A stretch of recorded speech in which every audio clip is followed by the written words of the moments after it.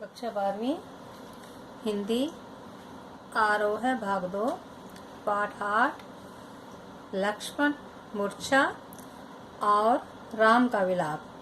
कवि हैं इनके गोस्वामी तुलसीदास। काव्यांश है भाग 5।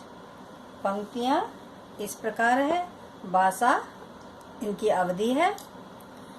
रामचरितमानस से ली गई है ये पंक्तियां। तो जागा निशिचर देखिए कैसा, मानव कालु देह धरी वैसा। कुंभकर्ण भुजा कऊ भाई, काहे तब मुख रहे सुखाई। कथा कही सब तेहि अभिमानी, जेहि प्रकार सीता हरियाणी। तात कपि ने सब निशिचर मारे, महा जोधा संघारे। दुर्मुख सुर रिपु मनुज आहारी, भट अतिकाय एकंपन भारी। अपर महोदर आदिक बीरा, परे समर मही सब रंदीरा। दो है। सुनी दस्कंदर वचन तब, कुंभकर्ण बिलखान। जगदम्बा हरि आनी अब, सठ चाहत कल्याण। शब्दार्थ इसके इस प्रकार है।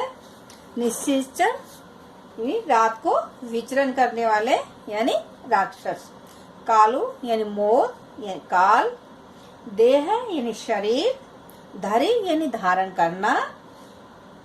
बैसा यानी बैठा। भुजा यानी कहा।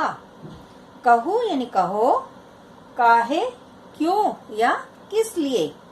तब यानी तेरा। सुखाई यानी सुखा हुआ। कथा यानी कहानी। ते ही उसे। जे ही जिस। हरि यानी हरण किया। आनी यानी लाए। कपिन्ने यानी हनुमान आदि। महा यानी बड़े। जोधा यानी योधा। संगारे यानी मारे। दुर्मुख यानी दुर्मुख नामक राक्षस। मनुज आहारी मनुष्य को खाने वाला नामक जो राक्षस है। नरातंक राक्षस। भट यानी योधा। अतिकाय भारी शरीर वाले। अपर यानी दूसरा। महोदर एक राक्षस बड़े पेट वाला। आदिक यानी आदि। समर यानी युद्ध। मही यानी धरती। रणधीरा यानी रणधीर यानी रण में कुशल।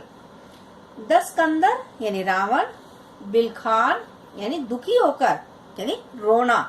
जगदम्बा सीता जगत जननी माँ। आनी यानी लाकर। सठ यानी मूर्ख। पंक्तियां। जागा निशिचर देखी कैसा, मानो काल देह धरी वैसा। तुलसीदास जी है वो कहते हैं कि रावण के जगाने पर कुंभकर्ण जागकर उठ बैठा। वह ऐसा दिखाई देता है मानो काल यानी मृत्यु ही स्वयं शरीर धारण करके बैठ गया हो। कुंभकर्ण भुजा कऊ भाई, काहे तब मुख रहे सुखाई। कुंभकर्ण है वो रावण से कहता है कि हे रावण, हे भाई, कहो तो तुम्हारे मुख सूख क्यों रहे हैं। रावण यही यहाँ दशानन था यानी दशानन का अर्थ है 10 मुख वाला। कथा कही सब ते अभिमानी, जय प्रकाश सीता अरियानी।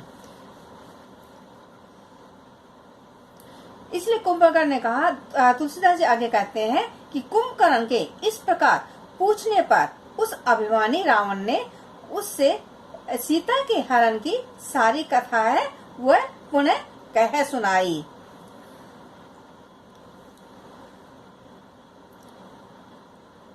जय प्रकाश सीता हरियाणा।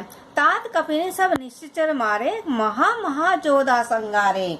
आगे है रावण कहता है कि हे भाई युद्ध में वानरों ने सभी राक्षसों को मार डाला है। यानी बड़े बड़े योद्धाओं का भी उन्होंने संहार कर डाला है। दुर्मुख सुर रिपु मनुज आहारी, बट अतिकाय अकंपन भारी। आगे रावण जो है वो कुंभकर्ण को कहता है कि दुर्मुख, देव शत्रु, नर भक्षक, अकंपन तथा महोदय जैसे विकट योद्धा और दूसरे सभी रण कुशल वीर राक्षस युद्ध भूमि में मारे गए हैं। सुनि दस्कंदर वचन तब कुंभकर्ण बिलखान, जगदम्बा हरियाणी अब सच चाहत कल्याण। तुलसीदास जी कहते हैं कि रावण की बातें सुनकर कुंभकर्ण है वो बिलख कर रोने लगा, यानी वो अत्यंत दुखी हो गया और बोला, अरे मूर्ख, जगत जननी सीता का हरण करके भी तू कल्याण चाहता है। काव्य सौंदर्य इन पंक्तियों का इस प्रकार है। भाषा है वो अवधि है। काव्यांश में चौपाई एवं दोहा छंद का प्रयोग हुआ है। अनुप्रास एवं पुनरुक्ति प्रकाश अलंकार का प्रयोग क्रमशः कथा कही, अपर महोदय, परे समर तथा महा में देखने योग्य है। लक्ष्मण के स्वस्थ होकर युद्ध के लिए तत्पर हो जाने में रावण को अपना संभावित विनाश दिखता है। उसकी व्याकुलता के चित्रण में काहे तब मुख रहा सुखाई द्वारा कवि को वांछित सफलता मिली है। यह एक स्वाभाविक चित्रण है। कुंभकर्ण का व्यक्तित्व रावण की तुलना में श्रेष्ठ है। वह सीता को जगदम्बा कहता है। तुलसी ने यहाँ सीता के प्रति अपनी भक्ति का भी परिचय दिया है।